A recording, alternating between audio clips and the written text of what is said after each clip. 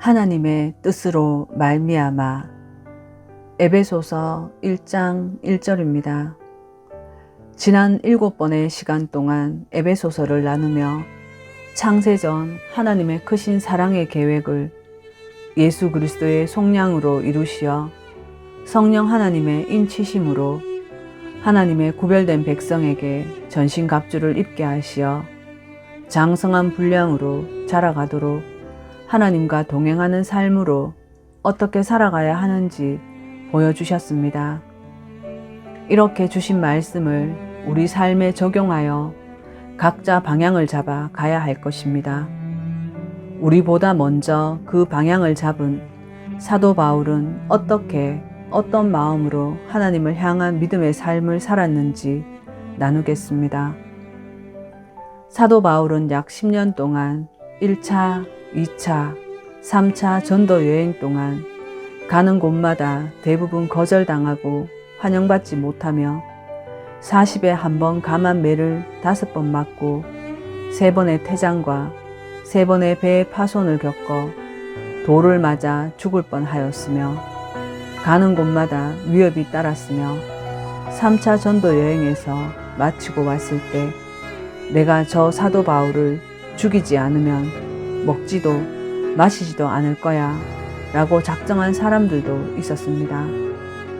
그뿐 아니라 억울한 누명을 쓰고 4년의 긴 가택연금이라는 투옥 생활의 상태로 재정의 압박도 감당해야 했습니다. 만약 우리가 그런 말을 듣고 그런 생활을 했다면 마음이 어떨까요? 내가 도대체 뭘 잘못했나? 내가 하나님을 향한 헌신의 대가가 겨우 이런 건가? 라며 하나님을 향한 서운함, 분노, 그런 감정들을 나타내었을 것입니다. 사도 바울은 로마 감옥에서 그 복잡하고 힘들고 어려운 상황과 감정 속에서도 모든 서신서의 첫 마디의 인사말들은 이러했습니다.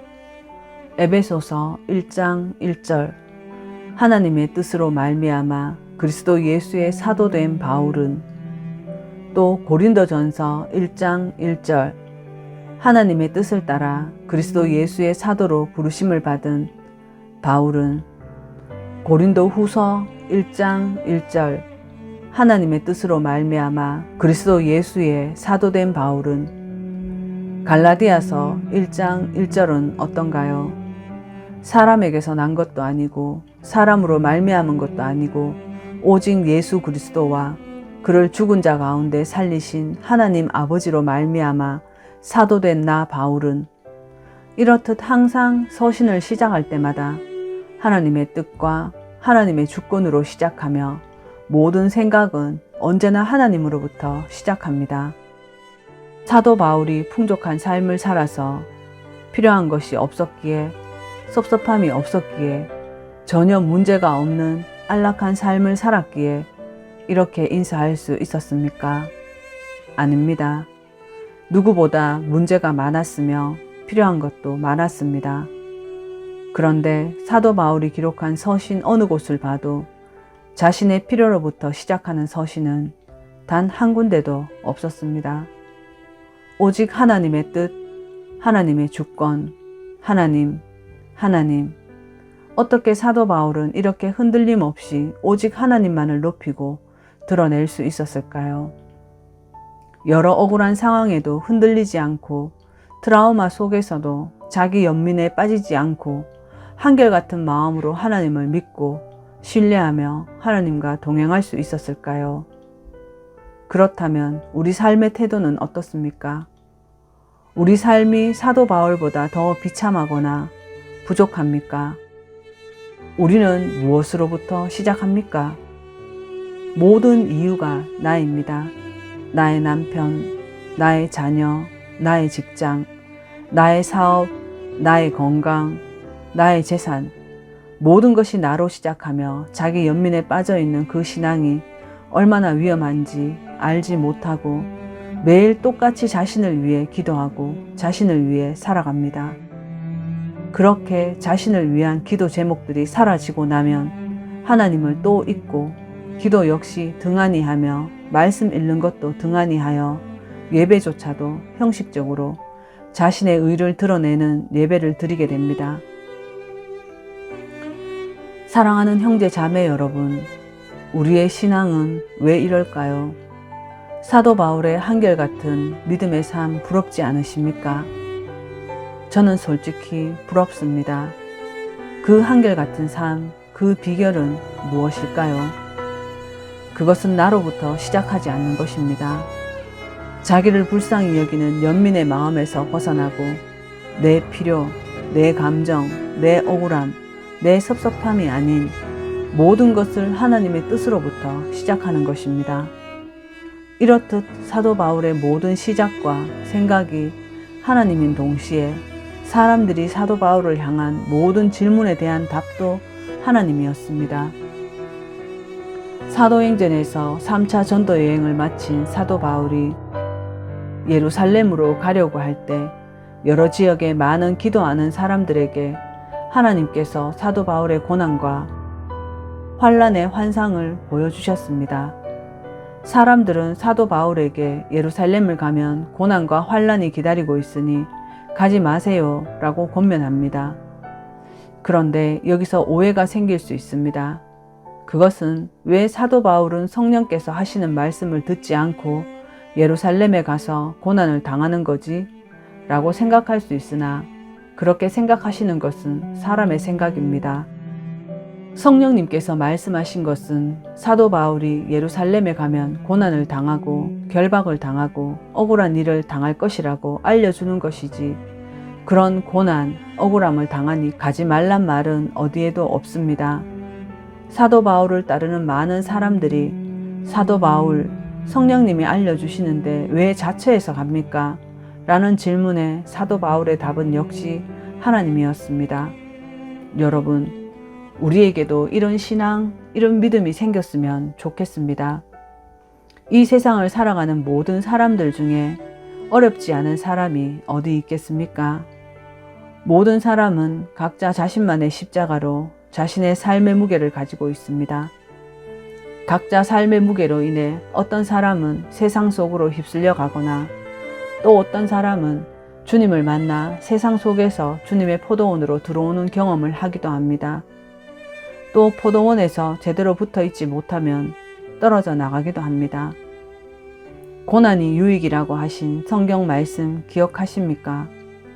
삶의 무게 속에서 하나님의 사랑을 보고 찾고 만나 누리는 경험을 얻는다면 하나님을 향한 우리의 사랑도 사도 바울처럼 나타나게 됩니다.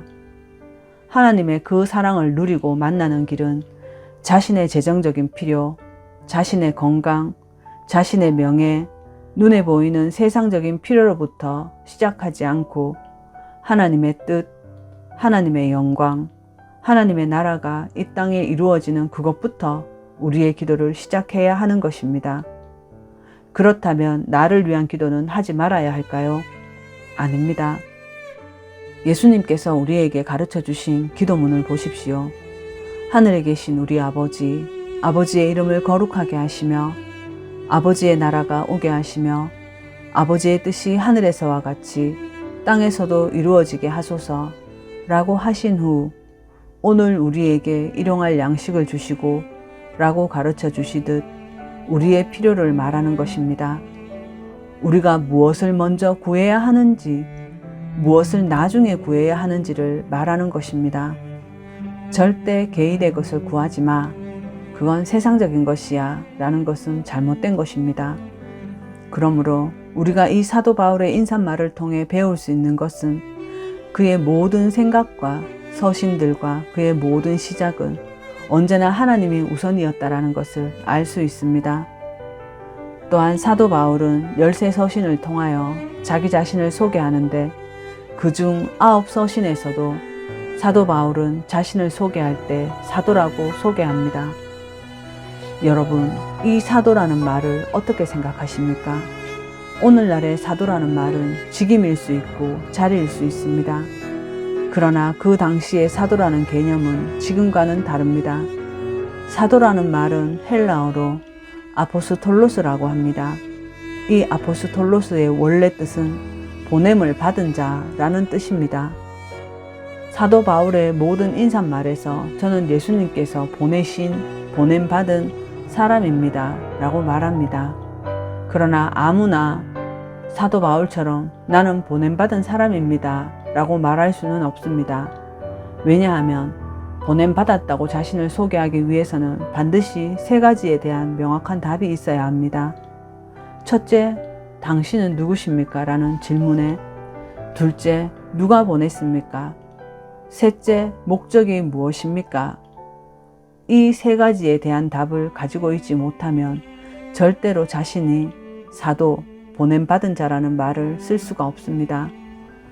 사람들이 당신은 누구십니까? 라는 물음에 보냄받은 자입니다 라는 답과 누가 보냈습니까? 라는 물음에 예수님께서 보냈습니다. 보내신 목적이 무엇입니까? 물음에 하나님이신 예수님께서 잃어버린 자기 백성을 구원하시기 위해 복음을 전하러 왔습니다 라는 세 가지 답을 가지고 개인의 생각과 의견이 아닌 오직 하나님이신 예수 그리스도를 말씀을 전할 때 쓸 수 있는 단어가 바로 사도라는 것입니다. 그렇기 때문에 보냄받은 사람은 중요한 사람이 아닙니다. 중요한 것은 오직 예수 그리스도, 진리의 말씀, 복음뿐입니다. 또한 사도들만 보냄받은 사람이 아니라 예수 그리스도의 복음을 배우고 알고 받아들여 말씀을 사랑하는 우리 모두가 하나님으로부터 보냄받은 사람이라는 것을 알아야 합니다. 마태복음 5장 16절입니다. 이같이 너희 빛을 사람 앞에 비추게 하여 저희로 너희 착한 행실을 보고 하늘에 계신 너희 아버지께 영광을 돌리게 하라. 하나님께 영광을 돌릴 수 있는 모든 사람들이 보냄받은 자들입니다. 그러므로 우리 그리스도인들은 우리의 삶의 행실로 하나님께 영광되게 해야 합니다. 우리 모두가 복음을 깨달아 알고 하나님의 깊으신 사랑으로 점점 깊이 빠져든다면 교회 목사님이나 전도사나 선교사가 아닐지라도 하나님을 모르고 있는 사람들에게 혹은 하나님을 알아도 모르는 자처럼 살아가는 사람들에게 빛과 소금의 역할로 복음을, 말씀을 행동으로 나누어 하나님을 영광되게 해야 합니다. 그리고 반드시 이 말도 명심하며 기억해야 될 것입니다. 우리가 무엇을 하든지 우리는 보냄받은 사람일 뿐이며 그저 심부름꾼으로 나를 보내신 분이 드러나야 하기에 보내신 분보다 더 영광받거나 주목받으면 안 되는 것입니다. 누구도 하나님의 영광을 탐해서는 안 됨을 기억하며 늘 자신을 살펴야 합니다. 그러니 예수 그리스도의 이름으로 옷 입은 여러분, 우리가 복음을 전하거나 나눌 때 누군가에게 좀 무시당하고 자존심이 짓밟히면 어떻습니까? 또 이 땅에서 부자가 안 되면 어떻습니까? 우리를 보내신 분의 뜻과 영광이 우리와 함께 하시는데 그러면 좀 어떻습니까? 이 보냄을 받았다는 것은 예수님을 믿는 모든 제자들, 그리스도인, 하나님의 모든 백성에게 해당되는 말이 됩니다. 이 말을 조금만 더 살펴보겠습니다. 이 세상에 존재하는 모든 것에는 목적이 있습니다. 누가 보냈는지, 누구에게 보냈는지, 왜 보냈는지 존재의 목적이 있습니다. 한번 생각해 보시기 바랍니다. 이 세상에 사는 모든 사람들은 자기의 삶이 가치 있기를, 쓸모 있는 삶을 살기 원합니다. 가치와 쓸모는 존재하는 이유와 그 목적이 같을 때 일어납니다. 전에 TV에서 블랙박스라는 프로에서 차량이 사고가 났는데 에어백이 터지지 않아 운전자와 옆에 탔던 동승자가 크게 다쳤다는 것을 보았습니다. 이 에어백은 사고가 났을 때 사람을 보호하기 위해 만든, 즉 존재하는 이유였지만 불량이나 기기 결함으로 에어백이 터지지 않아 사람이 크게 다쳐 에어백은 만들어진 목적대로 사용되지 않았습니다. 그 에어백을 사용해야 하는 순간에 사용하지 못했으니 만들어진 가치도 쓸모도 없어져 버리는 것입니다. 그렇다면 에어백이 왜 목적대로 사용되지 못했는지 아는 사람은 누구입니까? 이 에어백을 만든 사람입니다. 에어백에 결함이 있었는지 결함이 없었는지 이것을 만든 사람만이 완벽하게 알 수 있는 것입니다. 그렇다면 생각해 보십시오. 하나님께서 나를 왜 남자로 혹은 여자로 태어나게 하셨는지, 나는 왜 이런 건 잘하지만 저런 건 왜 못하는지, 또 어떤 것은 좋아하고 어떤 것은 왜 싫어하는지, 또 왜 이 가정에 태어났는지, 우리 삶의 모든 궁금증에 대해 가지고 있는 수많은 질문들을 답해 줄 수 있는 분은 누구겠습니까? 그건 바로 나를 창조하신 유일하신 하나님이십니다. 하나님만이 나의 존재 목적에 답을 주실 수 있으며 유튜브 강의도 학교 선생님도 아니며 목사도 답을 줄 수 없습니다. 일시적으로 답을 주는 것 같을 수는 있지만 나의 존재 목적을 답할 수 있는 분은 유일한 하나님 뿐이십니다. 자녀들에게 이런 직업을 가져라. 남편에게 이걸 하면 돈을 잘 벌어. 그러니까 이렇게 해야 돼. 라며 몰아붙이면 절대로 안 됩니다. 우리가 참으로 그리스도인이라면 자녀들에게, 사람들에게 우리를 창조하신 하나님께서 너에게, 나에게 생명을 주셨어. 하나님이 너를 이 땅에 보내실 때 가지셨던 분명한 목적과 이유가 있으니 우리가 그 목적을 찾는 삶을 살아야 한다고 가르쳐야 합니다.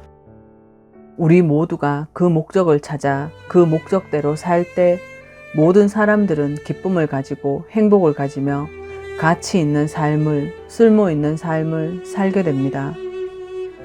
사도 바울은 그걸 알았습니다. 예전에는 늘 자기 자신의 혈통과 학벌과 그 모든 외적인 조건을 자랑스러워하던 사람이었습니다. 빌립보서에서 어느 순간 진짜 보석이신 예수 그리스도를 만나자 자기가 지금까지 즐겁게 끌어모았던 보석들은 그냥 돌멩이라는 것을 깨달았고, 진짜 기둥이신 예수 그리스도를 만나자 지금까지 기대었던 그 기둥들은 지푸라기가 되었으며, 정말 반석이신 예수 그리스도를 만나자 지금까지 서 있던 곳이 그냥 모래더미라는 것을 깨닫습니다. 이렇듯 누구든지 예수 그리스도를 인격적으로 만난다면 변화될 수밖에 없습니다.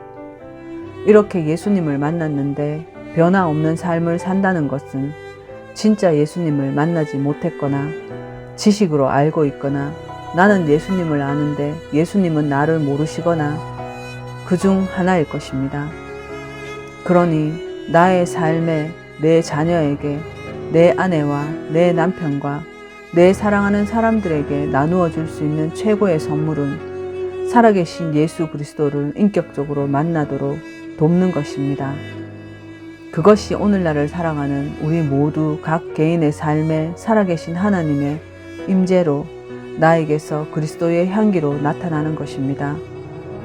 사도 바울은 자신이 사도가 된 것을 어떤 상황의 부르심이 아니었으며 베드로와 요한 같은 탁월한 사역자들이 임명해 준 것도 아니며 사람에게서 난 것도 아니라 어떤 교회의 결정도 아니라 나를 부르신 것은 오직 예수 그리스도 그분의 뜻에 의해 내가 사도가 되었기 때문에 바울은 자신의 모든 능력과 권위의 출처를 오직 예수 그리스도 속에 두었습니다. 이것을 아는 것이 참 중요합니다. 사역자들 뿐만 아니라 그리스도인으로 부름받는 모든 자에게 해당되는 것입니다.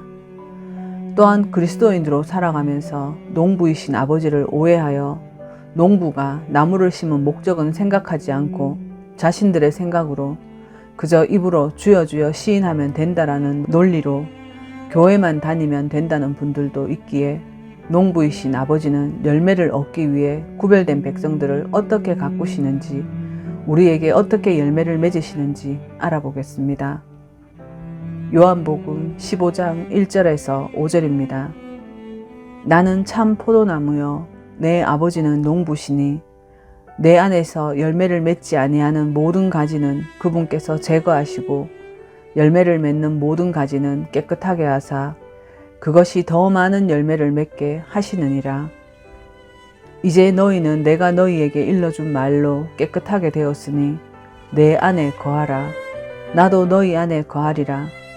가지가 포도나무 안에 거하지 아니하면 스스로 열매를 맺을 수 없는 것 같이 너희도 내 안에 거하지 아니하면 더 이상 열매를 맺을 수 없느니라. 나는 포도나무요 너희는 가지니라. 사람이 내 안에 거하고 내가 그 안에 거하면 바로 그 사람은 많은 열매를 맺나니 나 없이는 너희가 아무것도 할 수 없느니라. 예수님께서 참 포도나무이시며 아버지는 농부시며 우리는 포도나무에 붙은 가지이기에 농부이신 아버지가 포도나무를 가꾸며 포도 열매를 얻기 위해 성장시키시나 가지들 중 열매를 맺지 못하는 가지는 제거하신다 하셨습니다. 이 말씀은 예수님께서 분명히 하신 말씀입니다. 그렇기 때문에 우리는 열매가 열리는 그 가지 끝에 관심이 있습니다. 그러나 열매가 가지 끝에 매달리지만 열매를 맺도록 하는 것은 가지가 나무에 붙어 있어야 하는 것입니다. 그렇다고 단순하게 가지를 포도나무에 칭칭 동여매어 붙어 있기만 하면 되는 것이 아닙니다. 분명 예수님은 요한복음 15장 5절에 사람이 내 안에 거하고 내가 그 안에 거하면 이라는 바로 이 조건이 맞아야 많은 열매를 맺는다고 하시는 것입니다. 주님이 내 안에, 내가 주님 안에 있기만 한다면 열매가 맺힙니다. 사람들은 교회에서 활동하는 모든 일을 하나님을 위해 일을 하고 있다고 말을 합니다. 그러나 하나님의 일을 하는데 기쁘고 즐겁지 않으며 하면 할수록 탈진되고 힘들어합니다.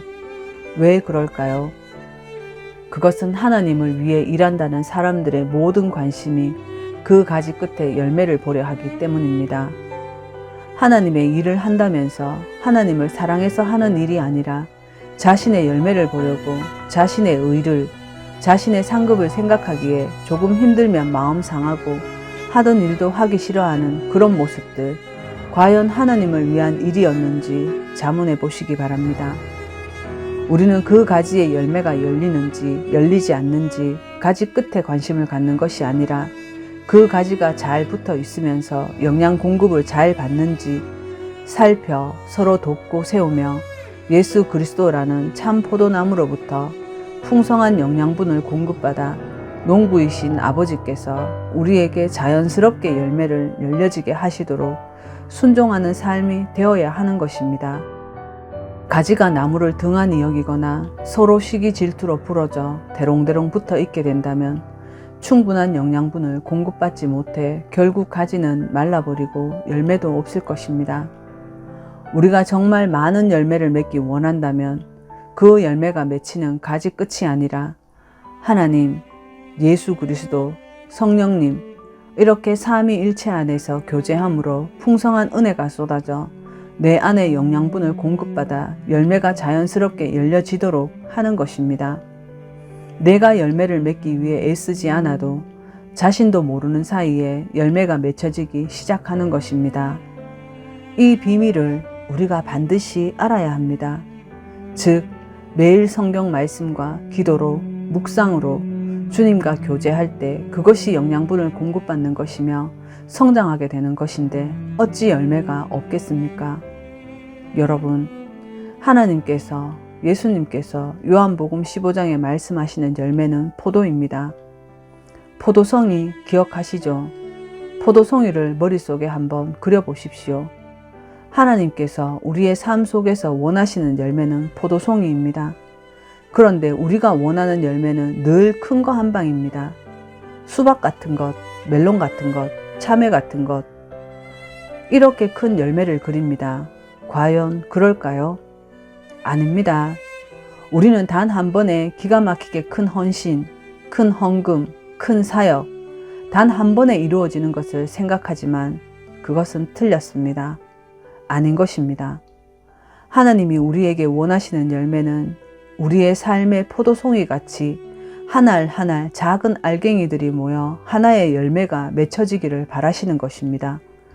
그렇다면 여러분, 포도송이에서 그 포도 알맹이 하나 딱 떨어져 버린다고 포도 모양이 변해 다른 모양이 됩니까?